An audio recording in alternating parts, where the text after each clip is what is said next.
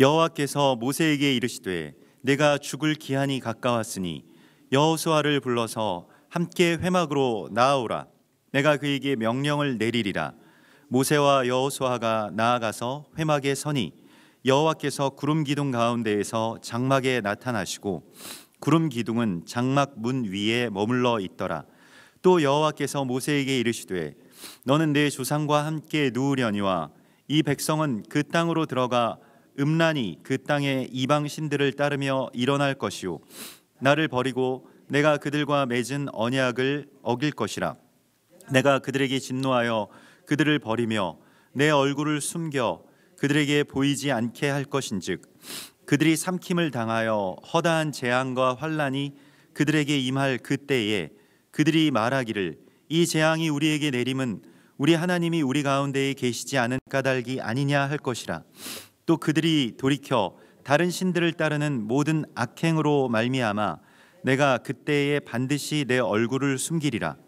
그러므로 이제 너희는 이 노래를 써서 이스라엘 자손들에게 가르쳐 그들의 입으로 부르게 하여 이 노래로 나를 위하여 이스라엘 자손들에게 증거가 되게 하라. 아멘.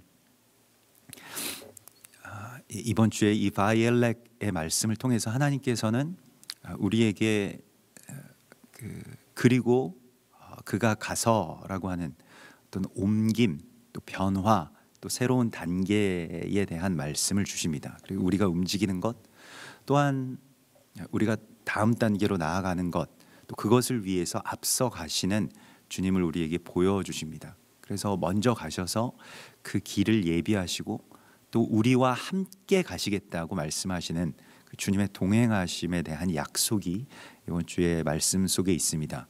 또한 이것은 모세가 120년의 이 향년을, 모세의 모든 그 삶을 다하는 바로 그 지점 가운데서 유언과도 같이 그렇게 선포된 말씀이죠. 그래서 우리가 그 첫날 나누었던 것과 같이 모세가 나는 120년 전 오늘 태어났습니다. 이제 120년이 되는 바로 그 날에 다시 주께로 돌아갈 것입니다. 라고 하는 그러한 그 하나님의 말씀을 전하게 되죠. 그래서 모세가 태어난 지 120년째 되는 바로 그 날에 이제 하나님께로 돌아가게 될 것이라고 하는 하나님의 말씀과 부르심에 대한 이야기이고, 그래서 아주 긴박하게 이 유언이라고 하는 거, 우리가 임종을 지킬 때 때로 임종 가운데서 그 자녀들에게 마지막 그 힘을 내어서 말씀하시는 그 아버지의 음성과도 같이 지금 이 모세가 그렇게 아주 그 간절한 마음으로 정말로 자신의 마지막 생명을 다하여서 그 사랑하는 백성들에게 하나님의 말씀을 좀 전하고 있습니다. 그래서 이 말씀은 그 정말 한 절 한 절이 굉장히 많은 의미들을 담고 있고, 다른 토라의 본문과는 다르게 조금 그 굉장히 짧은 그러한 말씀들을 좀 깊이 우리가 새기고 묵상해야 하는 그러한 토라의 본문이라고 할 수가 있겠습니다. 오늘 이 말씀에서도 여호와께서 모세에게 이렇게 말씀하시죠. 네가 죽을 기한이 가까웠다. 그래서 모세가 죽을 때가 되었다. 모세가 마지막 때가 되었다라고 하는 것이고요. 우리가 이 마지막 때라고 하는 것이 왜 다급한 시기가 되겠습니까? 얼마 남지 않았기 때문이죠. 우리가 마지막 때가 되었다, 마지막 때가 되었다 이런 말들을 하고 또 거기에 대하여서 깨어 있어야 되는 이유가, 우리가 이 나팔절 이후에 그 하나님의 어떤 그 마지막 때에 대한 그 신호가 이제 울리게 된 것인데, 거기에 대해서 깨어 있어야 하는 것이 바로 이와 같은 어떤 그 삶의 태도를 회복해야 되기 때문이죠.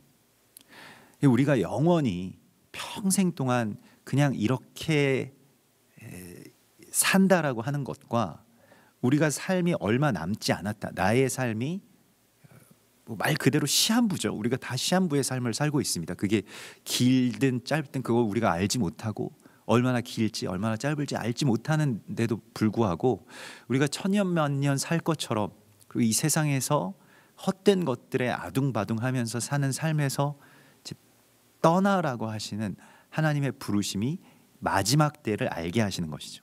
그래서 모세에게 네가 떠날 기한이 가까웠다라고 말씀을 하시는 것과 우리에게 마지막 때가 되었다, 하나님의 나라가 가까웠다라고 하는 것은 이제 같은 부르심이라고 할 수가 있겠습니다.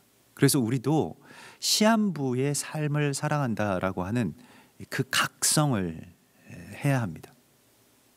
얼마 남지 않은 삶 동안에 그렇게 나의 삶을 다시 재정렬시키는 것이죠. 나에게 정말로 몇 달 혹은 뭐 1년, 2년, 3년 뭐 이 정도의 시간밖에 남지 않았다라고 한다면 우리는 가치를 다시 세울 겁니다. 그 이전에 우리가 막 중요하다고 생각했던 것도, 분노했던 것들, 뭐 아둥바둥 됐던 것들에서 떠날 수 있을 것입니다.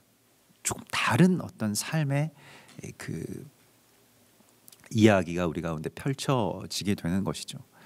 그래서 이 종말이라고 하는 것, 이 마지막이라고 하는 것을 정말로 그냥 이 맨 마지막으로, 그리고 나와는 상관없는 저 먼 미래로 그렇게 두게 하는 그러한 종말론이 아니고, 실제로 나의 삶이 그와 같이 마지막 때를 맞은 삶으로, 마지막 때를 살아가는 이 간절함, 또 이 시급함 가운데서 하나님의 뜻이 내 안에서 재정렬되는 그런 시기를 맞으라고 하나님이 말씀을 하십니다. 우리가 마지막 때를 살아가는 것이죠.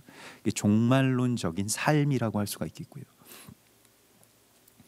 그래서 그 가치가 재정렬되는 바로 그런 시기가 되었는데, 마지막 때가 되었으니 너의 죽을 기한이 가까웠으니, 우리가 보통 이러면 이제는 좀 쉬어라, 또 뭐 마지막으로 사람들이랑 인사해라, 내가 마지막 정말로 그 죽을 바로 그 시점이 되면 뭐 어떻게 해야 될까, 무엇을 해야 될까, 정말로 그럼 마지막으로 뭐 하고 싶은 것이 무엇이냐, 뭐 마지막으로 이 땅 가운데서 뭐 아쉬운 것이 무엇이냐, 뭐 이런 것들을 우리가 보통은 생각하게 될 텐데, 하나님께서는 너의 마지막 때가 가까웠으니, 너의 죽을 때가 가까웠으니 여호수아를 불러서 함께 회막으로 나오라, 이렇게 말씀을 하십니다.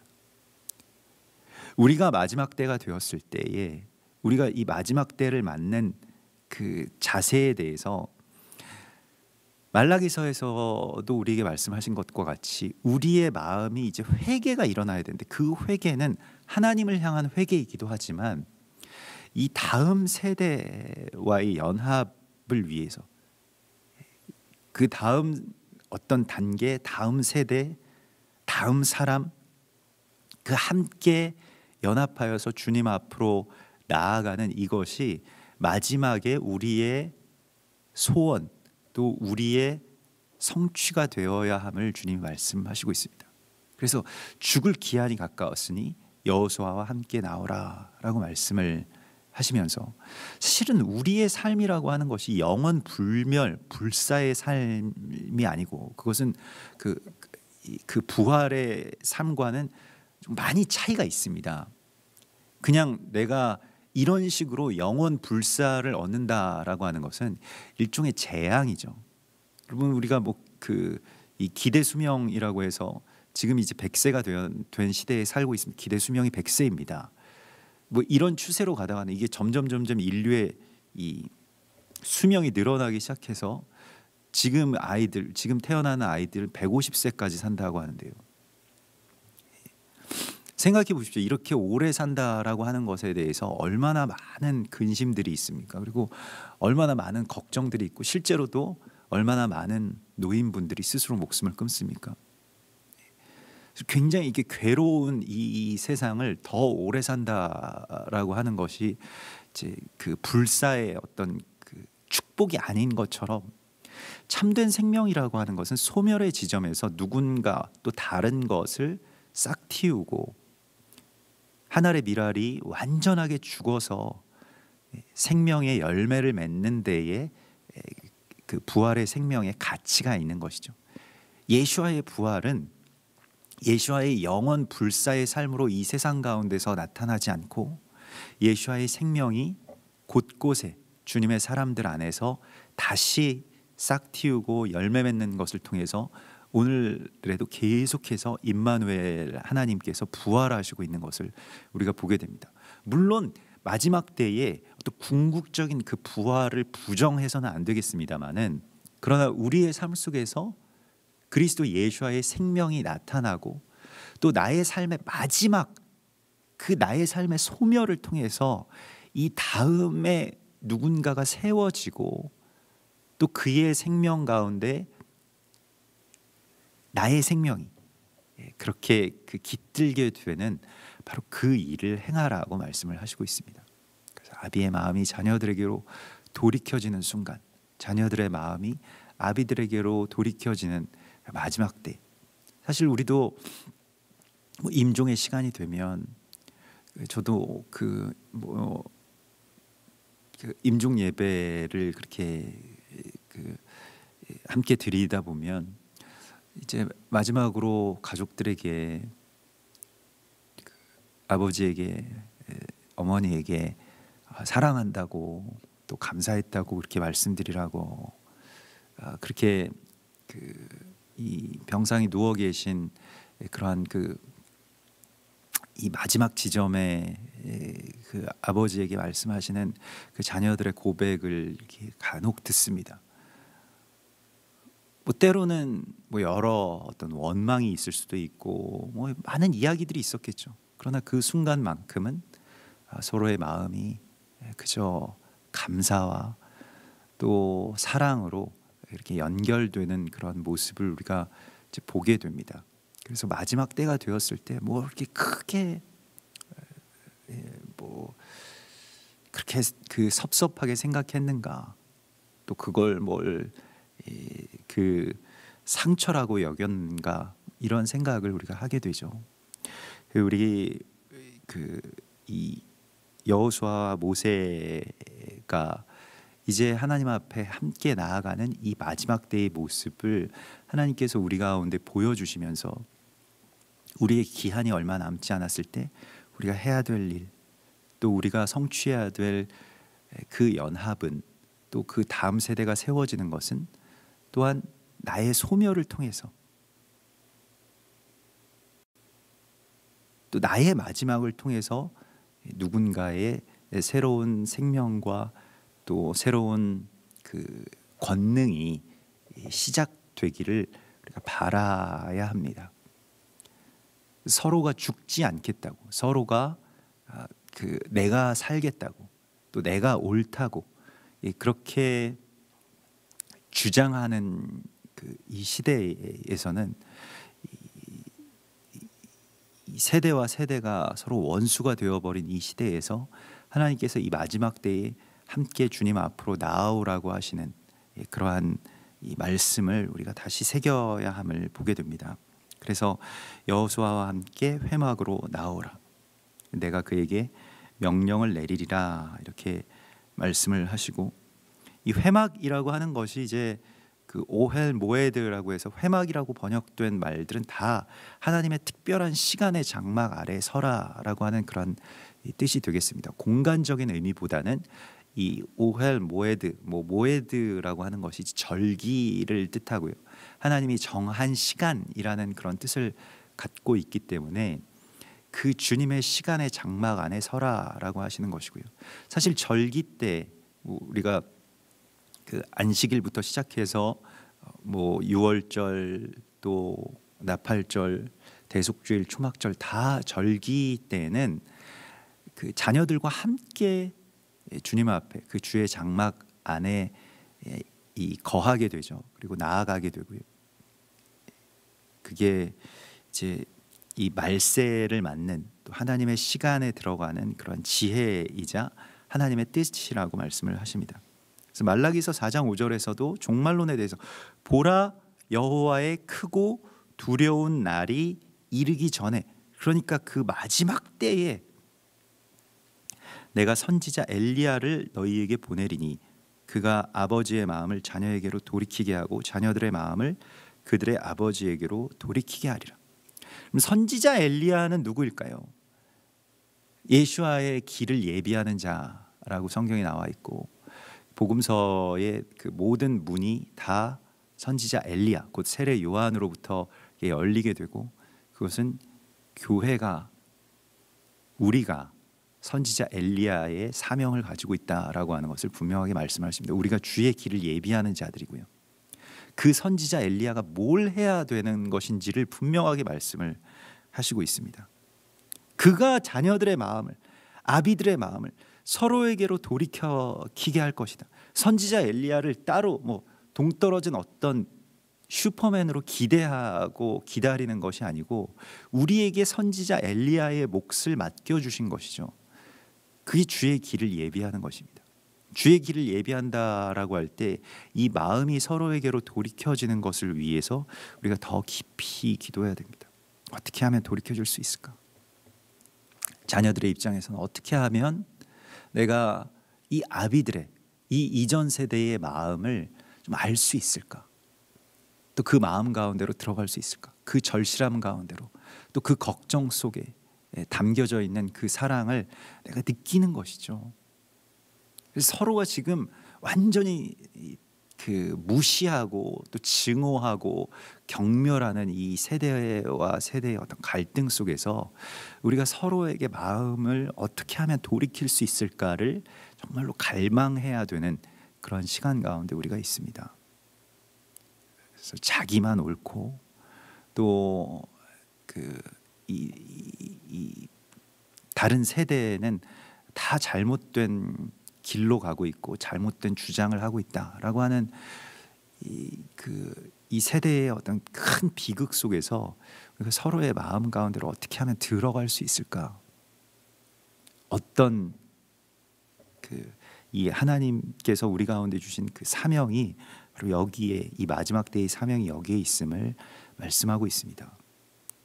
그래서 저는 중간에 끼어 있는 이 세대인 것처럼 느껴집니다. 그러니까 세대와 세대의 어떤 그 갈등의 사이에 서 있는 것 같이 느껴지고, 때로는 자녀 세대가 되었다가도, 때로는 또 부모 세대가 되었다가도 이런 그런 시간을 현재는 살아가고 있습니다. 그래서 양쪽의 마음과 또 입장들을 생각해 보면서 정말로 애통한 마음으로 또 함께 서로가 하나 되는 그 길에 대해서 주님 앞에 더 부르짖고 또 간절하게 구해야 되겠구나라고 하는 그런 생각을 하게 되는데요. 하나님께서 이 절기의 시간 가운데 이 오헬 모에딤의 이 장막이, 지금 이 가을 절기의 장막들이 세워지고 있는 이 시기이고, 초막절을 향해서 우리가 나아가고 있는 시기이고, 아이들과 또 부모가 모세와 여호수아가 함께 주의 장막으로 들어가야 되는 시기라고 분명하게 말씀을 하십니다. 대적해야 되는 시기가 아니고요, 미워하고 반목하는 시기가 아니고요, 함께 나아갈 수 있는 길이 무엇인가라고 하는 것에 있어서 그 자신의 것을 조금 내려놓고 또 하나님의 마음으로, 또 그리스도 예수께서 이 땅 가운데 그렇게 마음이 돌이켜지는 것을 보여주신 것처럼 당신의 권리를 포기하시고 또 당신의 주장을 멈추시고 그저 그 안으로 들어오시는 그러한 그 주님의 이 돌이키심의 역사가 우리를 통해서도 나타나게 될 것이라고 말씀을 하십니다. 그래서 여호와께서 모세에게 이 16절에 보면 그 주님의 이 임재가 지금 구름 기둥 가운데서 장막에서 나타나시고요. 사실 이 언약의 장소 가운데서 하나님의 임재가 나타나는데, 너는 내 조상과 함께 누우려니와, 이제 이 백성은 그 땅으로 들어가, 그러면 들어가서 잘 살 것이다 이렇게 말씀하시면 참 좋겠는데, 불행하게도 모세의 이 마지막에는 이 백성들이 음란하게 이방신들을 섬기다가 여호와를 버리고 언약을 어길 것이다 라고 하는 충격적인 말씀을 주십니다. 이게 사실은 어떤 소망이나 또 기대, 혹은 그래도 그 죽을 그 시점 가운데서 이제 마지막은 그냥 이제 그 다음은 여호수아에게 맡겨라, 잘 할 거다, 그 다음 백성들은 너희보다 더 잘할 거다. 이렇게 하면 마음을 놓겠어요.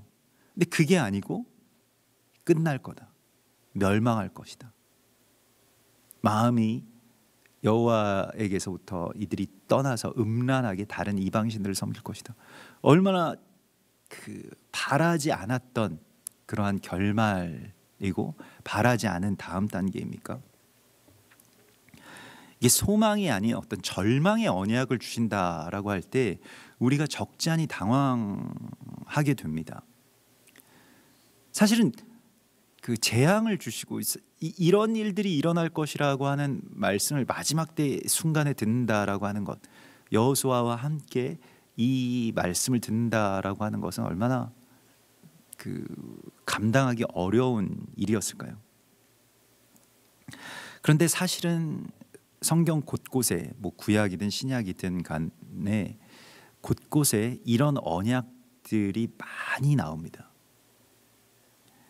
이사야서 6장 9절에서도 이사야에게 주시는 어떤 사명, 또 이 남유다 왕국에 주시는 하나님의 이 언약이 소망에 대한, 회복에 대한 언약이 아니라 아주 절망적인 언약이었죠.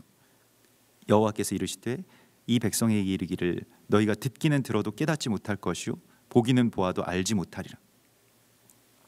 이 백성의 마음을 둔하게 하여 그들의 귀가 막히고 그들의 눈이 감기게 하라. 염려컨대 그들이 눈으로 보고 귀로 듣고 마음으로 깨닫고 다시 돌아와 고침을 받을까 하노라. 백성들이 고침을 받고 백성들이 회복되고 이 나라가 존속되는 것이 하나님에게는 두려움이라고 말씀을 하셨습니다. 그래서 그들의 눈이 감기게 하고 귀가 닫히게 하라고 말씀을 하시죠. 예수와께서는 계속해서 제자들에게 끊임없이 절망적인 그러한 예언을 하셨습니다. 마태복음 16장 21절에서도 이때로부터 예수 그리스도께서 자기가 예루살렘에 올라가 장로들과 대제사장들과 서기관들에게 많은 고난을 받고 죽임을 당하고 제3일에 살아나야 할 것을 제자들에게 비로소 나타내시니라. 이 때가 언제입니까? 주는 그리스도시요 살아계신 하나님의 아들이십니다 라고 고백되는 그 어떤 절정의 고백, 제자들이 드디어 눈이 떠지기 시작하는 바로 그때 나는 가서 죽을 것이다 라고 하는 이 재앙과 어떤 종말의 예언을 하시죠. 그래서 사실은 성경에서 말씀하시는, 또 하나님께서 지금 이스라엘 백성들의 어떤 그 종말에 대한 이 언약을 말씀하실 때에 사실 우리가 바라는 우리의 어떤 지혜와 또 지식으로는 이러한 일들은 일어나지 않아야 된다라고 굳게 믿는 어떤 일들이 실제로 일어날 것이다. 다음 세대가 좀 잘하면 좋겠는데 내가 걱정하는 것보다 훨씬 더 최악의 일들이 일어날 것이다. 그러면 그러한 일들이 일어나는 것이 반드시 재앙이냐, 혹은 반드시 완전히 하나님의 어떤 뜻에서 떠난 어떤 일들이 펼쳐지는 것이냐라고 하는 것에 대해서 굉장히 복합적으로 우리가 이 성경을 통해서 바라보아야 합니다. 이스라엘의 더러는 완악하게 되고 또 눈이 가려지게 된 것에 대하여서 우리가 이 로마서 11장을 통해서야 비로소 하나님의 깊고도 또 영원하신 그 지혜와 지식의 부요함을 알게 되죠. 그들의 완악함, 그들의 멸망을 통해서 열방의 충만함을 가져오시겠다고 하는 하나님의 어떤 계획, 하나님의 숨겨진 어떤 반전의 카드가 그 안에 담겨져 있는 것을 우리가 보게 됩니다. 그래서 하나님께서 물론 좋은 언약, 축복의 언약, 또 소망의 언약을 주실 때에도 우리가 감사해야 되겠습니다마는 이렇게 어떤 절망적인 것에 대한 언약을 주실 때에 그 안에 감춰져 있는 더 깊은 회복의 비밀, 더 깊은 하나님 역사의 성취의 비밀들도 우리가 깨달아야 됩니다. 만일 그렇게 되지 못하면 이걸 막아서는 자가 됩니다. 십자가의 언약의 성취의 방해꾼이 되게 됩니다. 실은 그렇지 않겠습니까? 이스라엘이 그렇게 이 눈이 떠지고 그래서 회복되는 것이 누가 생각해도 좋은 일이라고 생각되고 이걸 위해서 다 우리가 헌신해야 된다라고 생각되는 그 시기에 그것이 두렵다라고 말씀하시는 하나님의 뜻을 어떻게 알 수가 있을까요? 그래서 정말로 전적으로 그 주관자이신, 모든 역사의 주관자이시고 결국에는 승리로 이끌어 주실 그 하나님에 대한 신뢰밖에는 답이 없습니다. 우리가 오늘날에도 여러 가지 보이는 것이 있고 또 그 다음 단계의 어떤 파국으로 치닫는 것과 같은 어떤 그러한 일들을 역사 속에서 바라봅니다마는, 그러한 상황 가운데서 하나님의 뜻을 정말로 온전하게 분별하기 위해서는 주님에 대한 온전한 신뢰로 나아가야 하는 것을 하나님 말씀하십니다. 그래서 오늘 주님께서 그렇게 그들이 언약을 어기게 되면 17절에 보면 어떤 그 결과로 어떤 일이 있게 되냐면 내 얼굴을 그들에게서 숨길 것이다. 그래서 언약을 어기고 다른 이방신들을 섬기는 그 결과는 무엇이냐면 하나님의 얼굴이 숨겨지는 것입니다. 그 얼굴이 숨겨진다라고 하는 것이 우리가 민수기 6장에 이 제사장 축복이 나오죠. 그 제사장 축복이 무엇입니까? 하나님이 그 얼굴을 내게 비추시고 그 얼굴을 내게로 향하여 드사 평강 주시기를 원하노라 라고 하는 그 제사장의 축복이 사라진다라고 하는 것이죠. 그 언약이 사라진다라고 하는 것이고, 얼굴이라고 하는 것은 어떤 방향을 나타내죠. 그래서 이 구약에서 이 파님, 곧 얼굴이라고 하면 어떤 관계의 친밀함, 또 내가 어디를 향하고 있는가, 누구를 주목하고 주시하고 관심을 표하고 나의 감정을 드러내는 것이 사실은 얼굴이죠. 그래서 그 누가 외면한다, 얼굴을 쳐다보지 않는다, 이러한 것은 어떤 그 이 분리와 어떤 그 분열과 분노의 표현이기도 하죠. 그 얼굴을 돌린다라고 하는 것이요. 그래서 사랑을 드러내는 어떤 통로와 그 연합의 통로가 깨어지는 것을 말하고요. 사실은 하나님의 얼굴이라고 하는 것은 곧 그리스도 예수와 그 메시아이신 예수와를 이렇게 뜻합니다. 주님의 마음이 드러나는 지점, 주님의 평안이 들어오는 바로 그 지점이죠. 그래서 내가 내 얼굴을 숨기는 그때에 재앙과 환난이 그들에게 임할 때에 그냥 그들이 그렇게 멸망할 것이다, 재앙과 환난이 임해서 그들이 멸망할 것이다, 이것이 아니고요. 여기에 깊이 숨겨져 있는 축복, 정말로 본질적인 어떤 약속이 있는데, 그때 그들이 말하기를 이 재앙이 우리에게 내림은 우리 하나님이 우리 가운데 계시지 않은 까닭이라, 이걸 깨닫게 된다는 것입니다. 그러니까 하나님이 우리 안에 계시는 것, 그것이 우리에게 우리의 삶과 복의 어떤 핵심이었구나 라고 하는 것을 그때에 깨닫게 될 것이다 라고 하는 것입니다. 그래서 이사야서 54장 8절에서도 내가 넘치는 진노로 내 얼굴을 너에게서 잠시 가렸으나 영원한 자비로 너를 긍휼히 여기리라 내 구속자 여호와께서 말씀하셨느니라. 그래서 그 깊은 어둠 속에서 역설적으로 사람들은 그 빛을, 그 여호와의 얼굴빛, 곧 메시아를 갈망하게 되죠. 이것이 하나님께서 어둠 가운데로 백성들이 치닫게 되는 것을 그냥 허락하실 때의 그 이유입니다.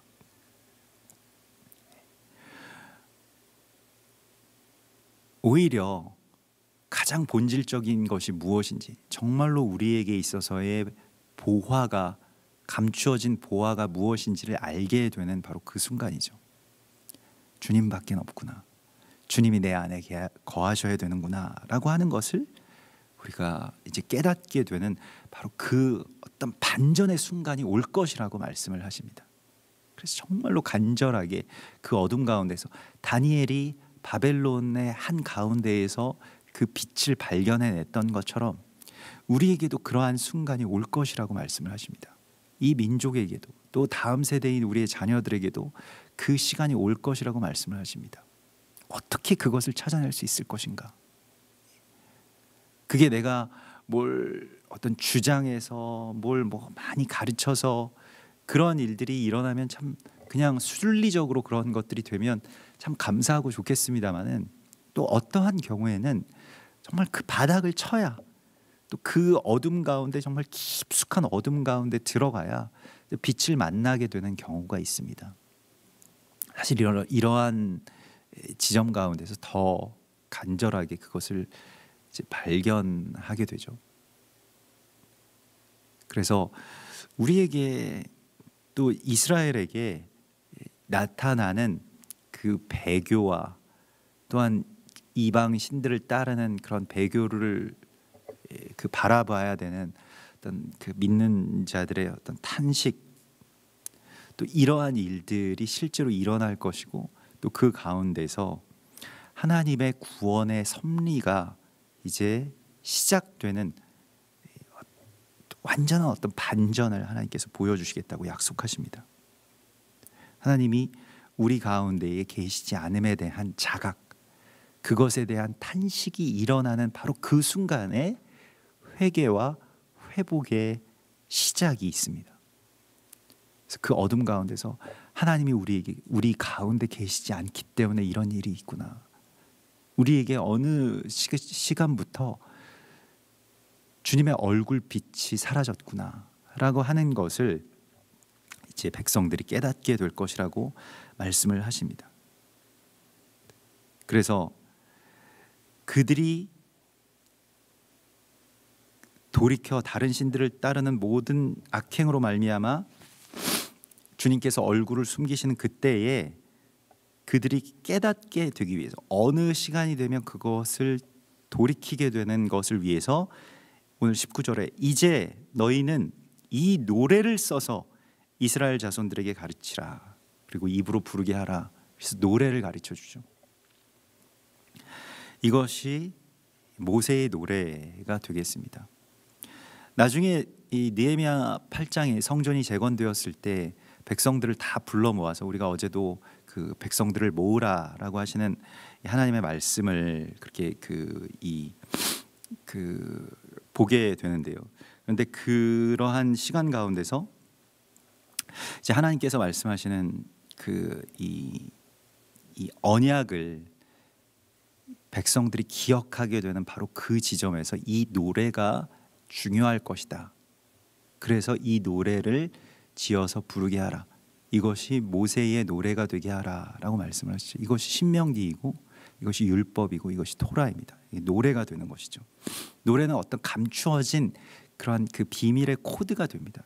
그래서 우리가 노래라고 했을 때 그냥 이 노래는 뭐 어떨 때는 그 어떤 이 박자가 있고 운율이 있기 때문에 그냥 그 느낌을 따라서 이렇게 가는데, 또 그 안에 감추어져 있는 어떤 이 가사, 또 가사의 이면에 감춰져 있는 어떤 이 가사는 보통 이게 시이기 때문에요. 그 안에 감춰져 있는 많은 뜻들, 그 새겨져 있는 뜻들을 우리가 발견하게 되죠. 그래서 뭐 안 좋은 노래도 있습니다만은, 그러나 이 주께서는 이 모세의 노래에 대해서 우리에게 말씀을 하시면서 이것이 백성이 깨닫게 되는 어떤 열쇠가 될 것이다. 어느 때에 이 노래를 부를 때에 이걸 깨닫게 될 것이라는 거예요. 실제로 그런 일이 있었죠.